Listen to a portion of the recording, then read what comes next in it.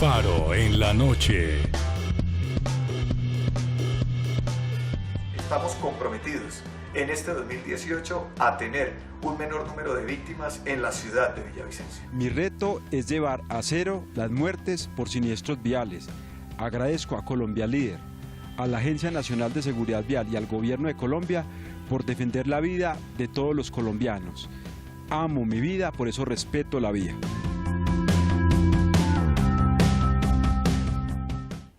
Bienvenidos a Faro en la noche, esta oportunidad que tenemos de conversar, de aprender a conversar y de aprender a descubrir las cosas buenísimas que los otros nos pueden aportar. Hoy estamos con una persona también maravillosa, costeña, que ha vivido mucho tiempo en Bogotá, la doctora Karen Labrador, y ella es directora de Colombia Líder. Me alegra mucho tenerla aquí. Padre, muchísimas gracias y nuevamente es un honor para nosotros estar aquí en Faro por la noche. Bueno, Colombia Líder y una costeña que se vino para Bogotá, ¿cómo es eso? ¿Tiene que ver mucho esas dos cosas? ¿Cómo así? Bueno, yo vine antes a estudiar Finanzas y Relaciones Internacionales y desde hace 12 años estoy en la dirección de Colombia Líder, que es una entidad de la sociedad civil y el sector privado que busca hablar de lo positivo en las gestiones locales de nuestros alcaldes y gobernadores. Ahí ya nos metimos en algo que todo el mundo dice, caramba, ¿será que sí hay algo positivo? Porque la palabra corrupción, de burocracia, está como del discurso, además en elecciones, el discurso del día, pero esto es muy interesante, miremos eso. Sí, efectivamente, cuando nacimos cerca del año 2006, hablar de que uno era un político, que uno estaba en la alcaldía, si uno le decía a la esposa o al esposo quiero ser alcalde o alcaldesa, eso ya paniqueaba a cualquiera, porque ser gobernante equivalía a ser corrupto, paramilitar, narcotraficante, delincuente, de todo. Todos eran adjetivos negativos. Y precisamente con esta iniciativa lo que quisimos fue mostrarle a la comunidad que hay muchos líderes invisibles, quisimos visibilizarlos y hablar desde lo positivo, porque es que si seguíamos así, nadie va a querer ser alcalde y gobernador de nuestros territorios, entonces nos vamos a quedar sin gobernantes a corto plazo. Y decidimos un grupo de entidades hacer esta iniciativa y hablar desde lo positivo, identificar las buenas experiencias de los mandatarios, pero también ir como identificando esos temas que hacen parte de la agenda local. El tema de discapacidad, el tema de la primera infancia, el tema del empleo, el tema de qué pasa hoy con las redes y la tecnología, el tema de la equidad y la superación de pobreza. Vamos haciendo además un recorrido por toda Colombia, a esos municipios que a veces la gente desconoce. Uno dice, voy para Piojó, y la gente le dice, ¿y dónde queda Piojó? ¿Sí? Sí, claro. O todo el mundo cree que a todos los territorios llegamos en un avión y coja un carro, a veces nos toca ir en flota, en lancha, a caballos. Si uno mira, por ejemplo, San Vicente del Caguán, la extensión que tiene, que es más que Bogotá. ¿Cómo hace un alcalde para llegarle a una vereda que hay una urgencia? Esos son los temas que definimos desde Colombia Líder asumir en nuestra estrategia de evaluación de alcaldes y gobernadores. Obviamente siempre pensamos en un líder, ¿sí? En un líder que nos arregle las cosas. Hay estos problemas, yo me postulo porque yo sí los puedo arreglar y esperamos que no. Y la gran decepción es cuando no nos los arreglan. Prometen mucho y no cumplen. Cuando usted visita todas estas zonas, ¿hay como esa sensación en el país o hay una sensación, o la gente logra frente a esa gran sensación general descubrir que de todas maneras lo que están haciendo aquí en mi pueblo, en mi ciudad, me parece bonito esto? O sea, ¿hay como que esa conciencia o es más fuerte la sensación de que no es posible? Lo sorprendente es que a veces cuando un extraño lo dice, la gente lo cree más. Cuando uno desde Colombia Líder dice, en este territorio las cosas se están haciendo bien, la gente dice, ¿ah, sí? Porque lo ven todos los días y están acostumbrados a eso. Y porque se cree que las grandes gestiones, las cosas maravillosas vienen desde las ciudades capitales o de los territorios que tienen dinero. Y uno lo que encuentra son experiencias significativas también en esos municipios a veces de 3.000 habitantes. Entonces, eso es lo que hacemos. Pero yo quisiera agregar algo. Y es que uno siempre le deja la responsabilidad nada más a todos los alcaldes y gobernadores. Y se les olvida que en este ejercicio hay una corresponsabilidad. Es decir, ¿Qué hace la comunidad? Vamos a los ejercicios de rendición de cuentas. Cuando nos invitan a formular un programa de gobierno o un plan de desarrollo, acudimos a esos espacios de participación. Siempre son los mismos hablando. Entonces también la comunidad tiene una corresponsabilidad en ese ejercicio de lo público. Y ahí viene el reto de los buenos mandatarios y es cómo articulamos a todos. Al sector privado, a la sociedad civil, a la comunidad, a las instituciones religiosas, porque en tema de atención de personas mayores o de grupos poblacionales, los grupos religiosos juegan un papel fundamental. El tema de participación, el tema de los niños, el maestro, el medio de comunicación, la emisora comunitaria, ¿sí? Hoy que está tan de moda las redes sociales, los alcaldes dicen, no, es que ya yo lo escribí por Facebook o por Twitter y la gente me va a llegar. Y se le olvida que a veces esa emisora comunitaria, esa radio comunitaria, llega más, claro. Ese es el voz a voz o la revista del pueblo en la que leen las personas mayores que al final son las primeras que salen a votar, ¿sí? Ajá. Entonces es un tema bastante integral que uno tiene que mirar. ¿Qué variables hacen que un mandatario sea buen mandatario independiente de su formación profesional y sus estudios? ¿Qué variables hacen que pueda decir uno, bueno, independiente de que tenga mucho estudio o no, estas ayudarían a que las cosas funcionaran? Mire, precisamente el año pasado que celebramos los 10 años de la entrega del primer premio, escribimos un libro, Cómo gobernar a Colombia, las visiones, las experiencias, las anécdotas de los mejores gobernantes, tratando de identificar esas variables. Y encontramos 10, voy a mencionarle alguna de ellas. 1, el trabajar por la gente. Porque si al mandatario se le olvida que el centro de su actuación es el ser humano, no se logra nada. De nada nos sirve tener vías, tener el pavimento, cuando el ser humano no disfruta su terruño, su territorio. 2, el tema de cómo contar el cuento. Porque también el alcalde lo hace bien, pero no lo sabe decir. Entonces la comunidad no se entera, el organismo de control no se entera, el gobernador no se entera, entonces nadie le presta atención. El tema de la administración de los recursos. Cómo gestionar, no es lo mismo estar con un presupuesto de 1.000 millones para todo que tener billones de plata en un presupuesto. Claro. Cómo armar equipo y cómo ser líder. ¿Cómo hacemos para que el secretario de gobierno no se sienta que es el alcalde? ¿Sí? ¿Cómo atender a la comunidad? El tema de la transparencia, el tema de la equidad, el logro de la equidad y la superación de pobreza y el uso de la tecnología, el tema de la competitividad, cómo conectar el territorio. Cuando tú eres el gobernador de Antioquia, de Cundinamarca, de Boyacá o Santander, que tienes en un caso 125 municipios, en otro 86, pero no es lo mismo a gobernar un territorio de 15 municipios que en 4 horas recorres todo el departamento, ¿sí? Cómo hablar desde lo urbano y rural, cómo apostarle a la reconciliación. Y no solo porque hoy estamos después de un proceso de paz, sino también cómo creamos espacios para la convivencia. Hicimos como y el tema de la sostenibilidad, esa visión a largo plazo. Uno lo que ve es que cada vez que llega un alcalde nuevo, empiezan de cero. Entonces todo lo borran. ¿Y cómo logramos esa visión? En algunos casos porque vienen del mismo partido político, o en otros porque vienen de partidos políticos distintos, pero ahí la comunidad y el sector privado han jugado un papel muy importante porque juntos han definido esa visión, ese punto donde todos quieren llegar. Esos son elementos que encontramos como que se requiere. Y había otro, y es el tema de la evaluación. Parte de la falla que a veces tienen los gobernantes es que se dan cuenta que no están alcanzando sus logros cuando ya se van. Y ese seguimiento hay que hacerlo de manera permanente, esa evaluación constante. Uno deja unos indicadores en el plan de desarrollo y de repente la ola invernal nos cogió de sorpresa, como lo ocurrido en los gobernadores del año 2008 y 2011. Y en menos de un año les cambió todo, porque ahora sí necesitaban vías, ahora sí necesitaban el tema ambiental. Y eso no estaba en la agenda. O lo que le pasó a estos mandatarios cuando hicieron plan de desarrollo, la paz no era, y ahora sí. O ahora con lo que estamos viendo con el tema de movilidad y de seguridad, que es un tema de agenda, y por eso quisimos incluirlo en nuestro reto nacional por la seguridad vial. Yo noto que hoy en día como que casi todas las elecciones, salvo algunas, quedan como muy empatados. Gané por 100.000 votos o por 5.000 o por 1.000.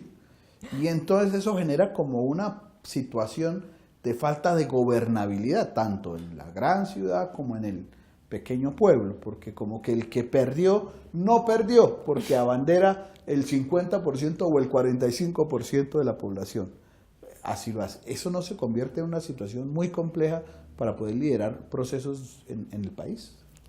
Sí, lo que pasa es que el gobernante tiene que entender que desde el día que lo eligen para ser el mandatario de todo el territorio, inclusive de los que no votaron por él. Y esa es una de las cosas más difíciles para un mandatario. Parte de cuando hacemos los procesos de formación de los que ya fueron mandatarios con los nuevos, lo primero que preguntan es, las primeras inversiones, ¿a quién las hago? ¿A los que votaron por mí o a los que no votaron? Los que votaron por mí ya los tengo fijos para la próxima elección, pero los que no, y resulta que si tú empiezas por eso, entonces los otros te dicen, bueno, pero yo que voté por él no me ayuda. Y eso no es igual para todos. En eso tiene que ver mucho también el territorio. ¿Sí? Hay municipios donde se postulan 7 candidatos y todos quedan con 800 votos y el que gana, gana por 810. 810. Entonces viene ese tema de cómo garantizar la gobernabilidad del territorio. Hay experiencias que yo quisiera que pudiéramos compartir en el siguiente segmento de Faro en la Noche, sobre esas cosas muy concretas, ¿no? Porque pareciera que la política es muy... Una cosa es la propuesta, así vamos, y otra ya es el aterrizaje concreto de las cosas. La política o el líder que presta este servicio se deja llevar mucho por el tema de aquí lo que interesa son los votos y aquí lo que interesa es ofrecer una cosa, así no se puede hacer. ¿Eso sigue pesando mucho o ya se ha logrado de verdad como aterrizar una propuesta que no sea ¿qué es lo que quiere escuchar usted? Se lo tengo. Realmente esto sí es lo que puedo hacer. Mire, uno pudiera hacer un listado de muchas experiencias en diferentes sectores que están mostrando que la política hoy es distinta, que hoy los líderes llegan más conscientes de la responsabilidad que tienen, porque también hay unos organismos de control y una sociedad civil más empoderada que hace veeduría. Nosotros, por ejemplo, desde Colombia Líder, junto con la Saldarriaga Concha, hemos hecho unos procesos de formación de los grupos de discapacidad y de los consejos consultivos de personas mayores para que ellos sepan cómo hacer un control social positivo de la gestión de alcaldes y gobernadores. Pero sin duda, padre, hoy hay más experiencias y sobre todo porque es que hoy documentamos más, que es algo que a veces nos falta. Hacemos las cosas bien, pero no hay donde quede eso. Entonces, ¿cómo hace uno para volver a tener esa experiencia? Estamos con la doctora Karen Labrador, directora de Colombia Líder. En el siguiente segmento vamos a conocer más experiencias de aquellos mandatarios gobernantes que sí han sido buenos líderes. Cuando hicimos el premio Construyendo Sueños, que es la participación de niños, niñas y adolescentes en la ciudad de Barranquilla en el periodo pasado, los jóvenes decían, es que yo no quiero que en mi casa haya un pick-up. Los pick-up son esos equipos de sonido grandísimos que colocan música, porque en Barranquilla cada casa ponía un pick-up en la puerta con música distinta y eso generaba problemas de convivencia. Y los niños dijeron, nosotros eso nos perturba. Cuando uno se sienta en un parque, la pandilla cada una coloca una música distinta. Y la alcaldesa de Barranquilla lo que hizo fue que con base en eso que los niños dijeron en los eventos que ella tuvo con ellos, tomaron las medidas y los decretos para regular el sonido en el espacio público. Ya regresamos con Faro en la Noche. Conozcamos un poquito de esas experiencias que son reveladoras, que dice uno, caramba, esto sí se puede, o sea, sí es posible en Colombia y sí es posible en los municipios de nuestro país. Vamos a hablar, si quiere, de varios temas para esas experiencias. Una, tema de seguridad vial, que es un tema que hoy con el que estamos trabajando, Alcaldía de Envigado. Hoy la seguridad vial es la principal causa de muerte de los niños menores de 14 años. Y ellos allá hicieron un parque donde le enseñan al niño a comportarse en la vía, a respetar la señal de tránsito, como si es peatón, si va en la bicicleta, ¿sí? Pero también las normas con las que ellos deben llegar donde sus padres. No hay nada más intenso que un niño diciéndole al papá, ponte el cinturón. Esos son procesos de pedagogía que tiene esta alcaldía, por ejemplo. En los temas de salud, la alcaldía de Barranquilla tiene los pasos y son personas que van precisamente a donde está la gente, conversan con ellos. Cuando pasó todo este tema del chikungunya, esas personas fueron las que descubrieron. Entonces, identifican que la mujer está embarazada y la llevan al centro de atención, ¿sí? Los programas de salud a su casa. El tema de vereda, vereda con la alcaldía de Tota, donde la alcaldía sale y va a las veredas para que la persona no se tenga que mover hasta el casco urbano, sino que van con todo el staff de su equipo de gobierno y todos los programas de atención. Hoy hay una experiencia maravillosa con el tema de los niños en Sabaneta, el gobierno infantil de este alcalde. Y los papás nos decían, es la primera vez que yo sé que es un plan de desarrollo. Es la primera vez que yo me leo la propuesta de un candidato, pero ¿por qué mi hija quiere ser la alcaldesa infantil? ¿Sí? Y hoy ese tema de infancia, padre, se vuelve fundamental en el país porque estamos preparando a los próximos mandatarios. Muy seguramente ellos van a ser los alcaldes, los concejales, los gobernadores, los ediles, pero también van a ser los ciudadanos que van a entender la política de una manera distinta. Fuera de cámaras, usted nos decía que había estudios que decían que Colombia en el 2050 iba a ser una Colombia envejecida. Los mandatarios empiezan a entender lo que significa eso a nivel de infraestructura, de políticas sociales, de creación de ambientes, que no sea ya en el 2050, sino desde pronto. Les hace falta concientización sobre la importancia del envejecimiento. Cuando uno habla de qué está haciendo el alcalde por el envejecimiento, le dicen a uno, sí, estoy trabajando con las personas mayores de 60 años, pero es que hoy cuando uno habla de envejecimiento activo, es que desde el día que tú naces estás envejeciendo y de nada sirve si te alimentas mal, no vas a pretender tener una buena vejez. Una gobernación como por ejemplo la actual de Santander hizo un concurso para rescatar sabores y uno decía, pero ¿y este? Resulta que antes las familias giraban en torno a la abuela, a la comida, y cuando tú haces ese rescate de sabores, hoy los chicos dicen, ¿aquí se comía eso? Entonces hicieron esos encuentros donde la gente además hizo esa transmisión de recetas desde las personas mayores hasta los niños, lo dejaron documentado y son maneras distintas de abordar ese tema de la vejez, ¿sí? Hay otros lugares donde, por ejemplo, han hecho una promoción de los consejos de personas mayores, que son unas instancias consultivas para que ellas tengan incidencia en las decisiones del gobierno, sea municipal o departamental. Pero les llega al alma el tema cuando ellos son conscientes que ellos también van a envejecer y lo que hoy hagan como gobernantes va a influir en la calidad de vida de ellos cuando sean ancianos. Personas mayores, efectivamente. Esa posibilidad de ver las cosas que preocupan a todos en un líder y en estos gobiernos implica algo que usted en esas experiencias nos decía, de diálogo con la gente. Estas experiencias líder que han sido interesantes tienen que ver también con que el mandatario se relaciona con la gente, no solo a través de su secretario de gobierno o a través de las encuestas, sino que de verdad se logra sentar con la gente, o eso es complicado. O sea, las megaciudades pues ya tienen unos presupuestos grandísimos y entonces solo es que paguen un estudio para hacer las cosas, pero les cuesta trabajo sentarse y mirarlo del día a día o lo sienten como trivial. Indistintamente si se tratan de gobernaciones, de ciudades capitales o de los municipios más pequeños, los proyectos sostenibles y los que generan esa empatía es cuando hay una comunidad que participó desde la formulación del programa, porque ellos al final saben lo que necesitan y lo que quieren. Esos programas son más exitosos. Ese gobernante que los escucha, que les abre esos espacios. Mire, cuando hicimos el premio Construyendo Sueños, que es la participación de niños, niñas y adolescentes en la ciudad de Barranquilla en el periodo pasado, los jóvenes decían, es que yo no quiero que en mi casa haya un pick-up. Los pick-up son esos equipos de sonido grandísimos que colocan música, porque en Barranquilla cada casa ponía un pick-up en la puerta con música distinta y eso generaba problemas de convivencia. Y los niños dijeron, nosotros eso nos perturba. Cuando uno se sienta en un parque, las pandillas cada una coloca una música distinta.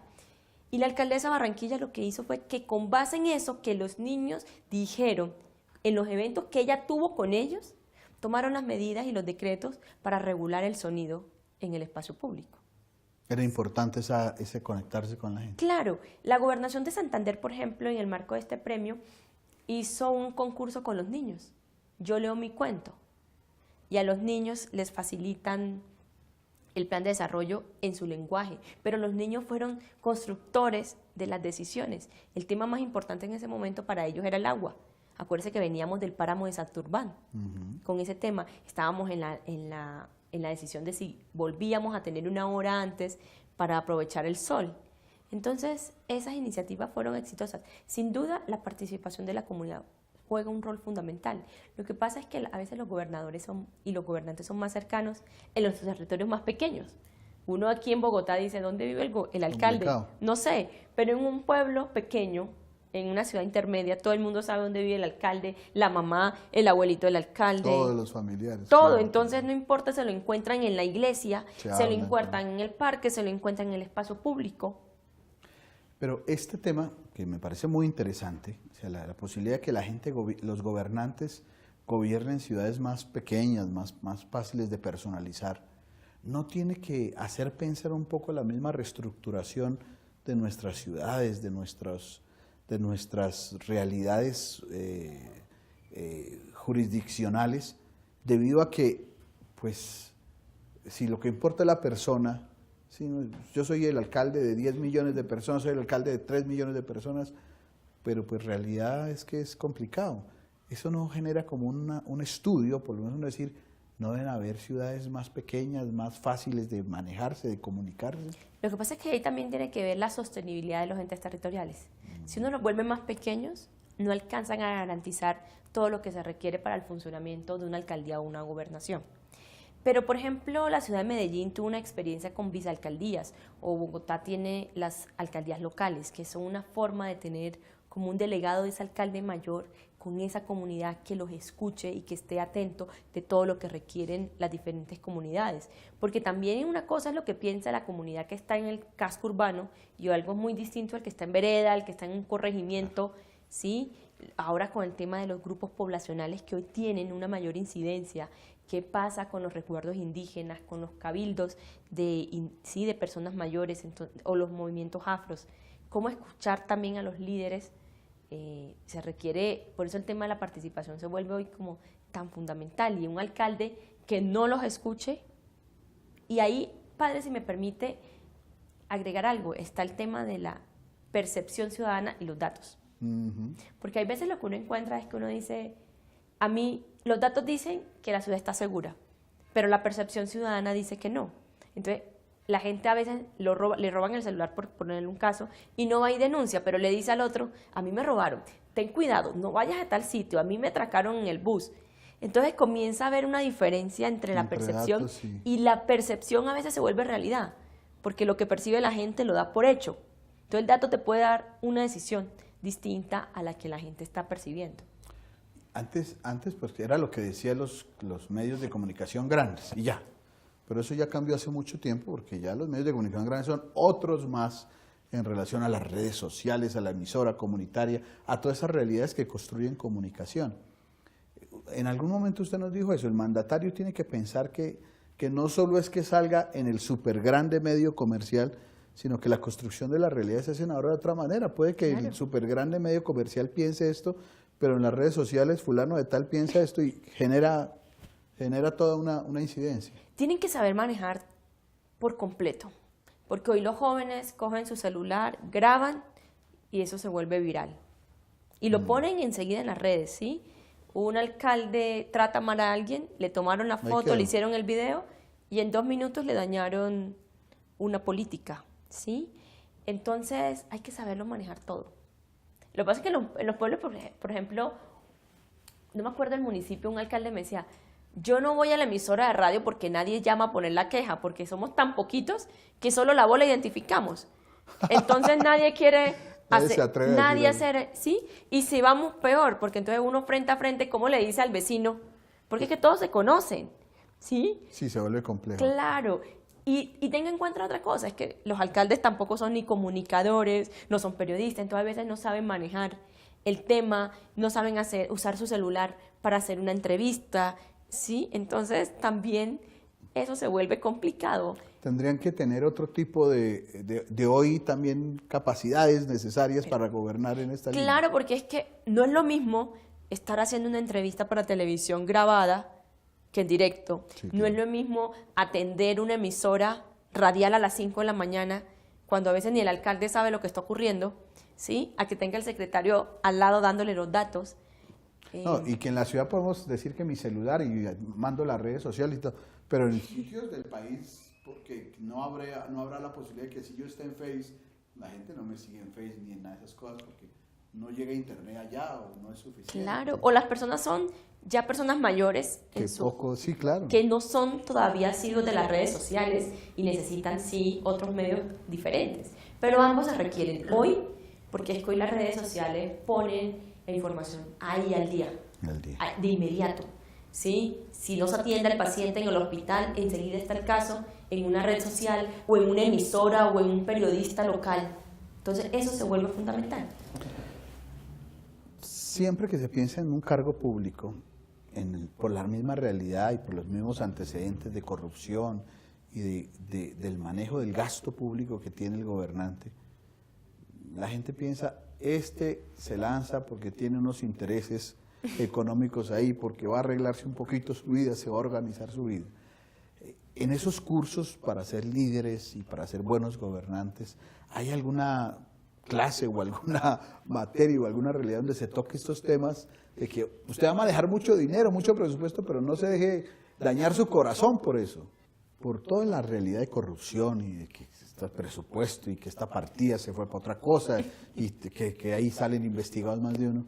La gente tiene como una realidad de que, bueno, este va a ser gobernante, va a ser alcalde, va a ser todo, porque es que manejan mucho presupuesto y parece que fácilmente la tentación y el gusanito pues de usar eso para otras cosas les toca el corazón. En esos cursos de liderazgo y en esas cosas que ustedes hacen, tocan esos temas, o sea, que no se deje llevar porque no se le dañe el corazón al manejar tanta plática. Claro que sí, el tema de la transparencia sale en todos los procesos, porque además siempre preguntan el tema los que van a ser candidatos y los que ya han sido responden lo siguiente. A uno le dicen, si uno se compra una casa o un carro siendo alcalde, dicen, claro, se robó la plata. Si lo compra cuando sale a la alcaldía, le dicen a uno, guardó la plata. Si la compra la mamá, dice, claro, le dio la plata a la mamá o al hermano. Entonces, estos temas siempre salen, ¿sí? Porque además a veces se vuelve muy evidente la situación de un alcalde cuando llega y cuando sale. ¿Sí? Si tú ves que el alcalde vive en esta casa, estrato 2, y en 6 meses se mudó al estrato 6 y no hacía nada, entonces la gente dice, bueno, ¿qué suspicacia hay? Claro. Por eso siempre se les dice a los alcaldes, usted quiere ser exitoso, a los alcaldes y gobernadores, el tema de la transparencia se vuelve fundamental. Cuando empieza el run de que el gobernante se está robando plata, hay que detenerlo, pero hay que detenerlo con argumentos, es decir, mire, ese es el presupuesto, yo no me gasté nada, porque a veces se les olvida que los recursos son sagrados, ¿sí? Y que para eso hay un plan de desarrollo, hay un plan de inversión que deben cumplir, ¿sí? Y que eso no se pueden tomar decisiones de páseme la plata. Lo que pasa es que esos casos son demasiado visibles. Entonces uno escucha que el alcalde actual de Buenaventura lo acaban de detener por un tema de desfalco en un hospital y esa noticia la ven todo el mundo y la ciudadanía de hecho asume que todos enseguida son corruptos. Claro. Sí, pues ese es un tema, vamos a hablar precisamente de la transparencia y de esas realidades que son tan importantes ahora que vamos a tener que votar cosas muy, muy necesarias para nuestro país. Ya volvemos. Cuando hicimos el premio Construyendo Sueños, que es la participación de niños, niñas y adolescentes en la ciudad de Barranquilla en el periodo pasado, los jóvenes decían, es que yo no quiero que en mi casa haya un pick-up. Los pick-up son esos equipos de sonido grandísimos que colocan música, porque en Barranquilla cada casa ponía un pick-up en la puerta. Ya regresamos con Faro en la noche. Doctora, ¿cómo hacemos para el tema de la transparencia sea una realidad? O sea, una campaña vale millones. La gente dice, caramba, ¿cómo se invierte eso? Yo quiero ser un líder y bla, bla, bla, bla, bla, pero necesito apoyo y entonces, bueno, yo lo ayudo, pero usted después me tiene que ayudar. ¿Cómo se rompe esas estructuras para que el líder no solo sea un buen líder porque tiene buenas ideas, sino porque realmente es ético, es transparente? Se han escuchado propuestas distintas. Una de ellas es que sea el Estado el que financie las campañas para que haya un monto definido y nadie tenga que dar aportes sean privados, porque además después esos mismos vienen a contratar con el Estado, ¿sí? Y si uno comienza a votar más por un programa de gobierno, también bajaría la transparencia. Lo que pasa es que los ciudadanos no somos activos. Pero esos sitios como para leer los no programas queremos, de campaña. No, votamos más por emoción, Por la emoción. el que nos gusta, la campaña que nos generó, entonces, la de Juanpa, la del uno, El la del que otro. tenga la Eso, carita, el que no sé qué, claro. el imaginario. Sí, Pero la persona no se leyó el programa de gobierno, las estrategias, las propuestas, entonces eso también influye para que las campañas sean más costosas. Cuando tú tienes que hacer las giras, ir a todos los territorios, no es lo mismo una campaña, una alcaldía de 5.000 habitantes que la campaña de Bogotá, o que una gobernación en Antioquia, que la gobernación de Cundinamarca, o la de Nariño, perdóneme, la de Amazonas, donde nada más hay 2 municipios, el resto son corregimientos departamentales.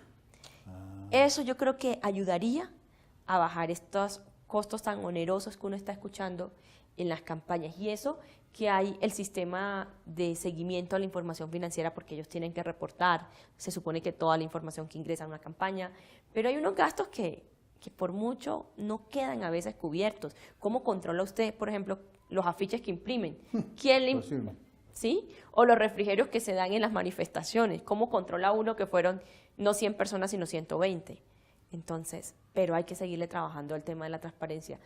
¿Qué ejemplos son valiosos de nuestros mandatarios, sean locales, municipales, en cosas de transparencia, que como que la gente se sienta identificada y que uno pueda decir qué interesante este ejercicio de transparencia que se hizo?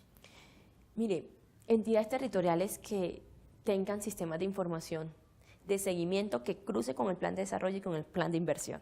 Es decir, que sean experiencias que puedan decir, yo construí 5 casas que costaron tanto, que esto está en la línea tal del plan de desarrollo y que esto me cruza. Lo financiero me cruza contra el plan de desarrollo, ¿sí? Presupuestos participativos donde a la comunidad se les dice, mire, usted tiene tantos recursos y la comunidad dice, yo ejerzo la supervisión de esa obra. Medellín en el periodo pasado tenía inclusive un software, una aplicación web donde le decían a la gente todo. Y ellos decían, ¿cuál es el reto? Que ahora la comunidad está tan dateada que también tenemos que tener del otro lado funcionarios que respondan. Porque la comunidad decía, usted dijo que esa obra iba al 50% y yo le estoy tomando la foto y le demuestro que no es así. Qué interesante, muy bueno. Eso también es el uso de la tecnología para hacer esos mucho. ejercicios de control social que se le hace a un alcalde o a un gobernador. Hay algunos alcaldes, gobernadores y demás que no levantan cabeza, o sea, no les ha ido bien. Puede ser porque la oposición les hace la vida imposible o por sus errores de liderazgo. ¿Qué errores de liderazgo son imperdonables sin nombrar alcaldes ni gobernadores ni nada? Pero que usted ve que dice, estos errores no son aceptables en una consecución de un proyecto comunitario, porque en el fondo todas estas cosas son proyectos comunitarios que todos tenemos que participar, ¿no? Mire, yo creo que el primer error es no ser un buen líder al momento de armar el equipo de trabajo. ¿Por qué razón? Porque no hay requisito para ser alcalde o gobernador en Colombia. Cualquiera lo puede ser. Entonces tú necesitas que tu secretario jurídico sea experto en contratación estatal, que tu financiero o el de Hacienda maneje Hacienda Pública, ¿sí? Que no que sea un buen abogado que sepa derecho, porque pero el no, sino alcalde que sepa no el asunto. puede saber todo, Claro. Y tiene muchos temas por los que trabajar. Tiene que manejar servicios públicos, agua, alcantarillado, educación, salud, régimen subsidiado, régimen contributivo, pruebas saber, infraestructura, cultura, recreación, deporte, medio ambiente, riesgo. El tema de los grupos poblacionales, LGBTI, RUM, raizales, discapacidad, víctimas del conflicto. Todo. Se Todo. lo tienen que manejar. Entonces, un error es no tener gente Que sepa técnica el asunto. en eso. Hay unos cargos que son políticos, como el secretario de gobierno, pero ahí viene el primer error de un gobernante. El otro, no tener proyectos de inversión, no saber formular proyectos, porque uno no llega, senador, deme plata, presidente, deme plata, Si tú no tienes estructurado un proyecto, no puedes acceder a esos recursos, ¿sí? Y un proyecto estructurarlo es complicado, hay que tener la información, eso no es proyectos de una hojita. Entonces, ahí viene otro error, porque hoy los recursos se consiguen vía proyectos. El problema no es que no haya plata, es que no hay proyectos bien formulados. Y eso es lo que uno está encontrando, por ejemplo, en los OCAT para el manejo de las regalías. ¿Quiénes se llevan los recursos? Los que han aprendido a hacer proyectos. Y en eso hemos hecho propuestas de que las universidades manden a sus pasantes a hacer proyectos reales a los entes territoriales y eso, en vez de hacer informes que se quedan en los archivos de las bibliotecas de las universidades, que no sirven para nada, aporten en la construcción de los entes territoriales de Colombia. Bueno, hay un concurso que usted y Colombia Líder le está metiendo la ficha. Cuéntenos eso porque es como bonito, interesante. A ver. Bueno, Colombia Líder está apoyando junto a la Agencia Nacional de Seguridad Vial y al Gobierno Nacional en cabeza del Ministerio de Transporte, el Reto Nacional por la Seguridad Vial. ¿Y por qué decidimos hacerlo? Porque el año pasado en Colombia murieron 6.479 personas en accidentes de tránsito. Uy. Le voy a dar otro dato. En los 50 años de conflicto más o menos murieron aproximadamente 220 personas. En 20 años en accidentes de tránsito ya van 180.000 personas. Uy. La principal causa de muerte hoy en Colombia de niños menores de 14 años son los accidentes de tránsito. Es decir, nos está costando la vida salir al espacio público. Y eso significa moto, bicicleta y automóvil. Todo. Y peatón también. O sea, Todo. es una mezcla de... Pero el impacto más fuerte de esos datos, el 60%, tiene que ver con moto. Un 50% porque el accidente fue por moto o el otro 10% es provocado por la moto. Es decir, nos estamos matando más en la vía en un accidente de tránsito, que ahora ya no le decimos accidente de tránsito, sino siniestralidad vial, porque se puede prever. Es decir, usted puede tomar la decisión de no manejar borracho o con el efecto de alguna sustancia psicoactiva, de bajar la velocidad, de frenar, de ponerse el cinturón quienes vayan adelante o quienes vayan atrás. Entonces es un llamado de atención a que seamos conscientes del rol que jugamos quienes somos peatones, motociclistas, ciclistas, conductores de transporte público, el sistema privado, ¿sí? ¿Por qué no nos podemos seguir muriendo ahí? Si le dimos importancia al conflicto para dejar de matarnos en la guerra, hoy tenemos que ser conscientes que nos estamos muriendo en las siniestralidades viales. Por eso este reto nacional por la seguridad vial, para que los alcaldes y gobernadores nos cuenten qué están haciendo en sus territorios, cuáles son esas campañas pedagógicas que están haciendo. Estamos haciendo un recorrido por Colombia y los alcaldes y las gestoras sociales nos dicen, estamos preocupados por lo que nos está ocurriendo con los niños en la puerta del colegio. Los niños llegan en moto, los niños van en la vía del pueblo donde pasan los carros a toda velocidad, donde pasan los camiones, los tractores, ¿sí? Los niños llegan caminando en el espacio público o llegan en la bicicleta sin casco, sin ninguna medida. Y en otras ciudades de Colombia, padre, inclusive el mototaxismo está acabando con el transporte público. Entonces usted, por ejemplo, en mi pueblo, en Barano Atlántico, usted no ve esos buses que antes nos movían dentro del pueblo. Ahora todo es mototaxista. O son los tuk-tuk, que son esas motos con el carrito detrás que lleva a las personas. Usted los puede ver aquí, inclusive en Bogotá. Ahora hay como una aplicación parecida a esas de que uno, si quiere una moto y lo llevan en la moto a todos lados. Entonces por eso se dice que es una siniestralidad vial, porque eso se puede prever. No puede ser que la gente se siga muriendo y que salir a la vía nos cueste la vida.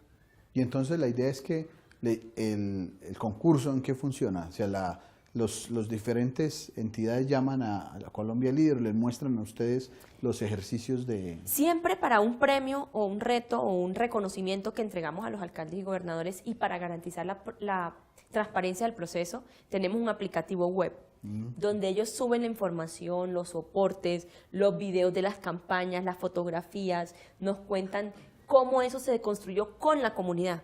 Porque no es lo mismo tú decir, yo a partir de mañana pongo una restricción al mototaxista, a que tú tomes la decisión concertadamente con la comunidad. Son impactos totalmente distintos, ¿sí? ¿Cómo garantizamos que esas iniciativas sean sostenibles y que se puedan llevar a largo plazo? Entonces los alcaldes y gobernadores pueden ingresar a nuestra página web www.colombialider.org, ahí van a encontrar un link que se llama Reto Seguridad Vial y ahí pueden ingresar a compartirnos toda la experiencia. Colombia Líder es la entidad que está evaluando este proceso de manera independiente a la Agencia Nacional y al Gobierno. Yo creo que esto es muy bueno resaltarlo porque también es la manera que tenemos de garantizarles a los mandatarios locales que indistintamente del color político o de esta campaña presidencial que estamos adelantando en el país, ganarán los que tengan las mejores campañas, pero también los que de verdad disminuyan el indicador de víctimas fatales en siniestros viales.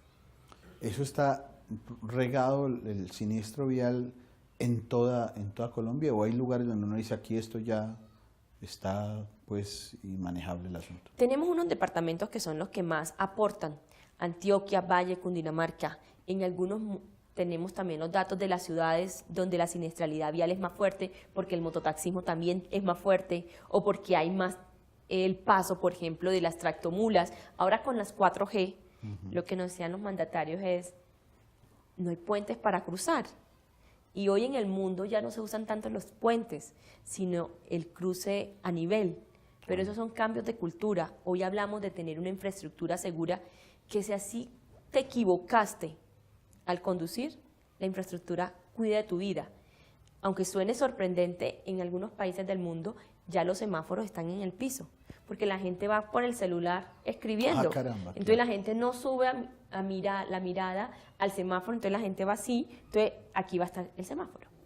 Cambian los hábitos. Exacto, totalmente. y por eso, yo no sé si usted recordará hace unos años cuando estaba el alcalde Antanas Mocus en Bogotá, que hizo una campaña de las estrellas negras, y todos los muertos en los accidentes de tránsito estaban debajo de los puentes peatonales, porque la gente en su hábito no tiene la costumbre de subir, sino de ir a nivel. Entonces la gente está el puente peatonal, pero prefiere pasar por debajo. Entonces hay una visión que es visión cero a nivel internacional, que hace referencia a proteger la vida del ser humano. A nivel internacional somos el segundo país en números de muertos en siniestralidad vial después de Estados Unidos. Caramba, eso no sabíamos, eso es muy serio. Sí, Colombia es el segundo país a nivel de... Tendremos que tomar muy en serio este tema. Así es. Doctora, muchas gracias por estar con nosotros. Yo creo que estos temas son para conversar fuertemente en las comunidades, en los barrios, en la familia. Esta es su casa. Muchísimas gracias. A ustedes, queridos amigos, gracias por estar aquí en el canal Cristovisión. Gracias al equipo técnico y de producción que hace Faro en la Noche. Gracias por ver el mundo con los ojos de Jesús.